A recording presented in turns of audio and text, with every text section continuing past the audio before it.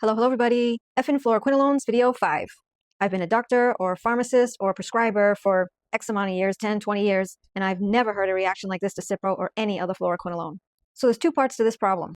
First part is that the adverse effects of fluoroquinolone antibiotics are not always immediate. An adverse reaction can happen as quickly as 2 hours after taking one pill by mouth, but could also happen months later. So for those of us like me who are floxed and could not even finish my prescription, I was floxed after 3 pills, it was pretty obvious what had happened to me. But there are people that get sick months later, sometimes even a year later after taking a fluoroquinolone.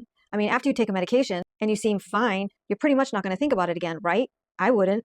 But then all of a sudden, a couple months later, maybe 6 months later, you start feeling tired. You start having some bone and joint pain. You get some muscle twitching, maybe some gut issues, muscle weakness, maybe even some neuropathy developing. And you become very alarmed because these changes have been gradually coming on and they seem to come out of nowhere. So you go to a Western medicine doctor, you explain your symptoms, and the most common misdiagnoses that people with fluoroquinolone toxicity get are fibromyalgia or chronic fatigue syndrome. And that's not to say they're not presenting with the signs of those illnesses. That person isn't making the connection that these symptoms started shortly after taking a fluoroquinolone. And then unfortunately, people like this end up in the Western medical system being treated for these illnesses, many times getting sicker because they're taking medications that are contraindicated with being floxed, and they don't understand what's going on with them. The second part of this issue is this. If you're a prescriber that works in an emergency department or an urgent care center, do you call and check in on every single person that you've prescribed a fluoroquinolone to 6 months later, a year later? No.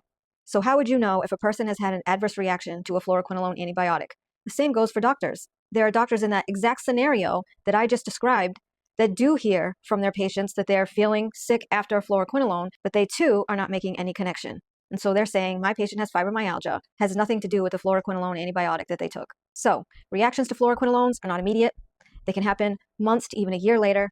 And prescribers of these fluoroquinolone antibiotics are absolutely not checking up with people after they prescribe the medication.